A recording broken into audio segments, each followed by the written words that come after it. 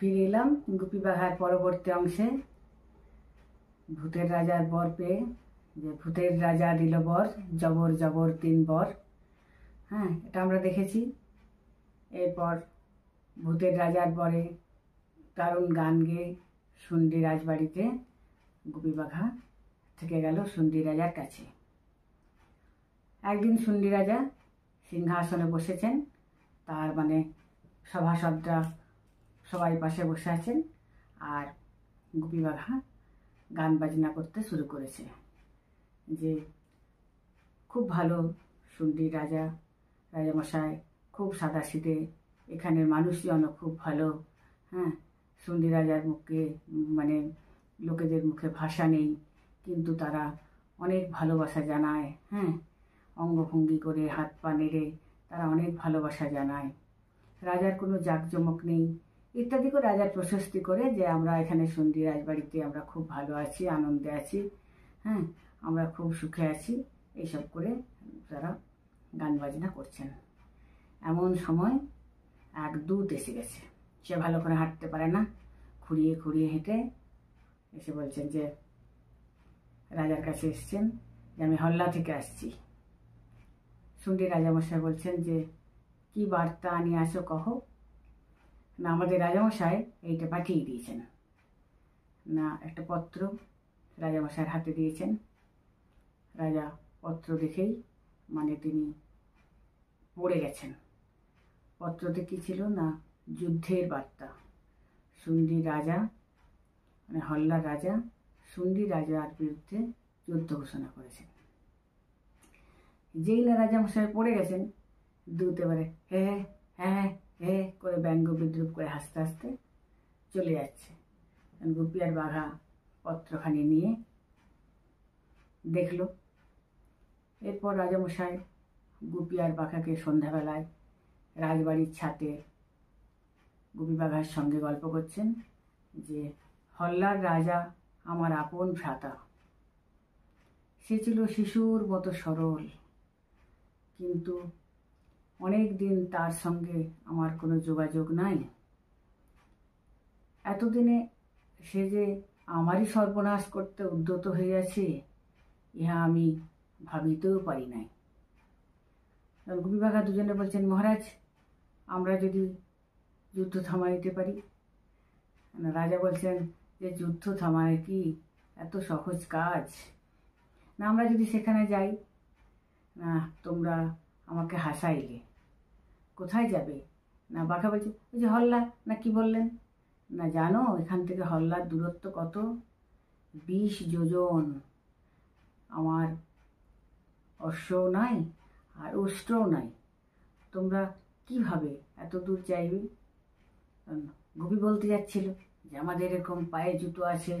বাঘা আবার তাকে টিপে দিয়েছে, বলছেন আমরা পায়ে হেঁটে চলে যাব, আমাদের তো হাঁটা অভ্যাস আছে, আমরা পায়ে হেঁটেই হল্লা চলে যাব। রাজামশাই বলছেন, তোমরা যখন এত করিয়া বলিতেছ, দেখো চেষ্টা করিয়া।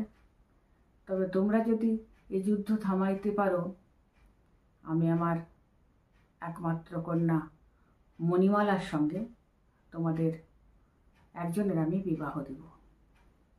না, রাজকন্যা? না, হ্যাঁ আমারই একমাত্র কন্যা মণিমালা। তার বিয়ে হয়নি বুঝি এখনো? না, তাহার চিন্তায় আমি আহার নিদ্রা ত্যাগ করিয়াছি, রাজা বললেন। তো তোমরা যদি এই অসাধ্য সাধন করিতে পারো, আমি তোমাদের একজনের সঙ্গে সহিত আমার এই কন্যার বিবাহ দেব। দুজন তো খুব খুশি। ঠিক আছে রাজামশাই, আমরা এখন যাচ্ছি, পরে আপনার সঙ্গে দেখা হবে। এবারে দুজনে রাজবাড়ি থেকে বেরিয়ে এসছে। এবার দেখা যাচ্ছে যে একদম রাজবাড়ির ওপরে বারান্দায় মণিমালা এসে দাঁড়িয়েছে। তখন তারা দুজনে দেখেছে। তখন বাঘা বলছে মণিমালা। তখন গুপি বলছে যে রাজকন্যা তো, ঝিটি নয় তো? বাঘা বলছে ঝি আবার এত ফসা হয় নাকি, তুমি কিছু জানো না। তখন আবার একটু পরে মণিমালা ভেতর দিকে চলে গেছে। বাঘা বলছে, এই গুপি বলছে বাঘাদা পাখি উড়ে গেল গো। বাঘা বলছে তোমাকে দেখছে বোধহয়, এই জন্যই উড়ে গেল। হ্যাঁ চলো এখান থেকে। এবারে দুজন একটু ফাঁকা জায়গা দেখলো, দিয়ে হাততালি দিয়ে ওরা হল্লা পৌঁছে গেল। হল্লার যে রাজা, তিনি তখন ছাতের মধ্যে খুব জোরে জোরে পায়চারি করছেন, আর তার পিঠের উপর রয়েছে এক বাঘছাল, এক বিরাট, মানে এটা তার বীরত্বের প্রতীক। কোনো সময় তিনি বাঘ মেরেছেন হয়তো, সেই বাঘ ছাল কাঁধে নিয়ে, বাঘের মাথাটাই কাঁধের উপর পড়েছে, গোটা বাঘ ছাল পিঠের দিকে আছে। আবার নিচের অংশটা, লেজের অংশটা একজন মানে লম্বায় নিচু, মানে ছোট আকৃতির, সেই লেজটা নিয়ে সমানে রাজার পেছনে পেছনে ঘুরছে। রাজা যত জোরে পায়চারি করছেন, সেও তার সঙ্গে সঙ্গে ছুটছে। মন্ত্রী আছে, রাজা কি করছেন, ওখান থেকে ছাদ থেকে তিনি দেখছেন যে ওখানে যুদ্ধের মানে কুচকাওয়াজ হচ্ছে। রাজা বলছেন, মন্ত্রী ওরা হচ্ছে নাকি? মন্ত্রী বলছে যে মহারাজ কুচকাওয়াজ হচ্ছে।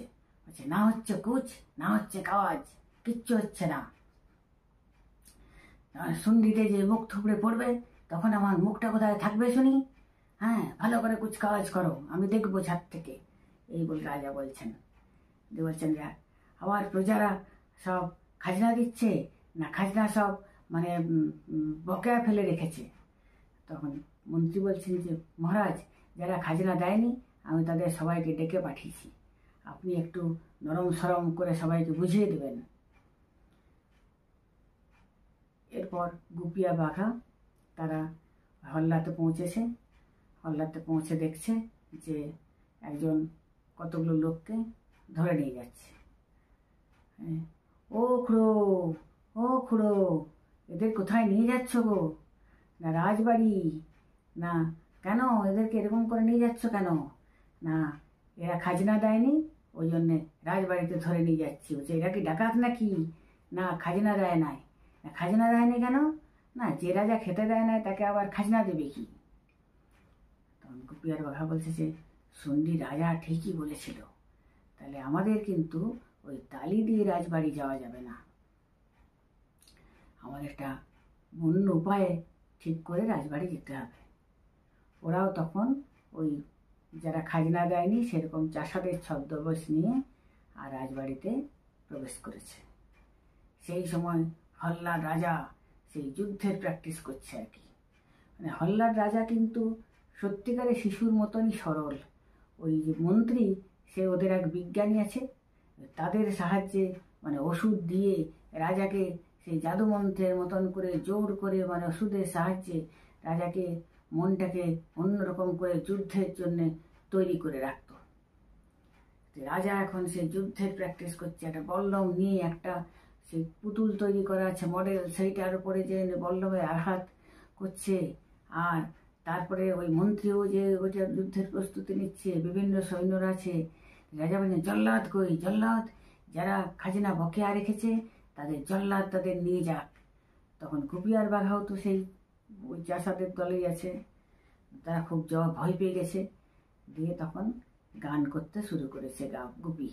গুপি তো গান শুনে যে আর তো কেউ নড়তে পারে না, যে বাঘা রে গুপি রে নিজেরে বাঁচা রে, দেখে হল্লা রাজার হাঁকা হাঁকি, উড়ে গেল প্রাণের পাখি।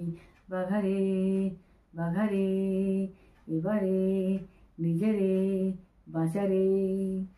বলছে মুন্ডু গেলে খাবো টাকি, মুন্ডু গেলে বাঁচবো নাকি, বাঘা রে নিজেরে বাঁচা রে করে। আর দুজনে ওখানে সবাই তো থেমে আছে, ওরা গান করতে করতে আর ওখানে চলে গেছে। যেই ওরা চলে গেল, সেই তো মন্ত্রী এখন ছুটছে, হ্যাঁ, যে কে এরকম আমাদেরকে এসে আমাদের মধ্যে থেকে এরকম গেল। পরের দিন এখন মন্ত্রী বসে আছে এক চেয়ারে, এই সময়তে এসেছে কি যেন, ওই একজন ডেকেছে কর্মচারীকে, দিয়ে বলছে যে এই দুজন আমাদের এখানে এসেছে, সে দুজনকে তোমাকে খুঁজে নিয়ে আসতে হবে, ধরে নিয়ে আসতে হবে, যদি না পারো তাহলে কিন্তু তোমার গর্দান যাবে। আর সে এখন মন্ত্রী এখন বিরাট এক মুরগির ঠ্যাং চিবাচ্ছে, আর অন্য কাউকে খেতে দেয়নি। তখন সে বলতে, মানে সে খাওয়ার ইচ্ছা প্রকাশ করেছে। তখন সে, তোমার সবসময় খাই খাই করো কেন বলো তো? হ্যাঁ, দুদিন বারে যুদ্ধ হবে, তারপরে খাওয়ার কথা, যাও এখন তাদেরকে খুঁজে নিয়ে এসো।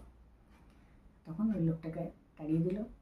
এদিকে তাদের যে বিজ্ঞানী, তার নাম হচ্ছে বরফি। বরফি এসে, বরফি বসো। বরফি আবার নিজেই নিজের আসন তৈরি করে বসতে পারে। আর বরফির আবার ভাষা অন্যরকম। সেই ভাষা কিন্তু মন্ত্রী ছাড়া আর কেউ বুঝতে পারে না। সেই বরফি একটা ওষুধ মন্ত্রীর দিকে ছুঁড়ে দিল। যেটা আবার কি না, এটা একটা মোষ। বস। মন্ত্রী বলছেন যে এটা ওষুধ, এটা কি করতে হবে না, মোষ। মোষ মোষ মানে মাটিতে ফেলতে হবে, মোষ। মন্ত্রী বলছে যে তাতে আগুন দিতে হবে, তাহলেই সবাই মানে কি করতে পারবে না, কথা বলতে পারবে। মোষ মানে ওটা আগুনে, ওই যে আগুন পরে পরে চারদিকে ছড়িয়ে যাবে, তাহলে সবাই কথা বলতে পারবে। তারপরে বসো বরফি, কথা আছে। 2 বেটা ছোকরা এসেছে, হ্যাঁ, তারা কোথায় আছে তুমি বলতে পারবে? বরফি বলছে মোষ। মোষ মানে এখানে, এই ঘরে না, মোষ বলে বরফি চলে গেল। এবার তো মন্ত্রী দেখছে যে কোথায় আছে দেখি। তখন গুপি আবার গান শুরু করেছে। ও মন্ত্রী মশাই, ষড়যন্ত্রী মশাই, তুমি দেখেছ ঘুঘু, হ্যাঁ, এখন ফান দেখনি ইত্যাদি মশাই, হ্যাঁ, তোমার মানে চালাকি সব জানতে আমাদের বাকি নেই বলে তখন তো থেমে গেছে মন্ত্রী। হ্যাঁ, যত চালাকি তোমার জানতে নাই গো বাকি আর, ও মন্ত্রী মশাই, ষড়যন্ত্রী মশাই করে গুপি বাঘা গান গেয়ে ওখান থেকে চলে গেছে। এরপরে ওরা সেই নিজের মাঠে যেয়ে নিয়ে বাঘা এখন মণিমালার চিন্তা করছে, মণিমালা। আর গুপি বাঘা শুয়ে শুয়ে শুয়ে রাজবাড়ির কথা চিন্তা করছে, মণিমালার কথা চিন্তা করছে। আর গুপি তখন হচ্ছে, বাঘারা আর কিন্তু বেশি সময় নেই, এই 2 দিনের মধ্যেই আমাদেরকে যা হোক করতে হবে। তখন হচ্ছে ওই যে মন্ত্রীটা, ওইটা একটা সব থেকে হচ্ছে শয়তান, ও হচ্ছে রাবণ, ও হচ্ছে রাক্ষস, বলছে ওকেই আমাদের আগে জব্দ করতে হবে। তারপরে ওরা বলতে বলতে বাঘা তো ওখানে শুয়ে শুয়ে মণিমালার কথা চিন্তা করছে, আর গুপি ভাবছে যে কী করে মানে এই যুদ্ধ থামানো যায়, এইসব চিন্তা করছে। নিয়ে তারপরে ওই বাঘার পাশে শুয়ে পড়েছে। বাঘারা মাথাটা কিছুতেই খুলছে না, একটু সরেস ঘি পেলে খুব ভালো হতো। তো এই সরেস ঘি কোথায় পাওয়া যায় বলো দেখিনি? বাঘা বলছে ভূতের গরুর ঘি। গুরু বলছে খেলেও হলো, ভূত তো, ভূত কি আর এসব খাবার খায়? ভূত তো খেলেও হলো, না খেলেও হলো বলে ওরা ঘুমিয়ে পড়েছে। সেই লোকগুলো রাজবাড়ির হল্লা গাজার, তারা তো খুঁজতে এসেছে ওদিকে, কোথায় আছে দেখি। জাল নিয়ে এসেছে, নিয়ে জালে ঘুমিয়ে গেছে। তখন কয়েকজন লোক এসে ওদেরকে জাল ফেলে আর বন্দি করেছে। নিয়ে তাদেরকে একটা ঘরের মধ্যে বন্ধ রেখেছে, খাবার দাবার দেয়নি, একজন পাহারা দিয়েছে। তখন এদিকে রাজা তো যুদ্ধ করতে চায় না, কিন্তু ওকে বিভিন্ন রকমভাবে ওষুধ দিয়ে যুদ্ধ করে। এখন তুমি যুদ্ধ করে নাও। রাজা চায় ছুটি, মুক্তি, কিন্তু ওই মন্ত্রী তার নিজের দাপট রাখার জন্য, নিজের স্বার্থ রাখার জন্য রাজাকে সে পুতুলের মতন ব্যবহার করে। এত গুপি বাঘাকে বন্ধ করে রেখেছে একটা ঘরে, আচ্ছা তালা দিয়ে। এক প্রহরী বসে আছে, তার কোমরে আছে চাবি গোঁজা। এবারে বাঘা আর গুপি বলছে আমাদের ছেড়ে দাও না গো, আমরা গরিব লোক, আমাদেরকে কেন বন্দি করে রেখেছো, আমাদেরকে ছেড়ে দাও। ও তো যে প্রহরী, সে তো চুপ করে আছে, সে তো কোনো কথা বলছে না। তারপরে বলছে তোমরা খেতে দাও না, তোমরা যারা কয়েদি তাদেরকে তোমরা খেতে দাও না। তো ও তো যে পাহারা দিয়েছে তার তো কিছু করার নেই। নিয়ে তা বলছে যে, আর এদিকে যখন ওদিকে জাল ফেলে দিয়েছে তখন বাঘার যে ঢোলটা সেটা ওখানেই পড়ে আছে।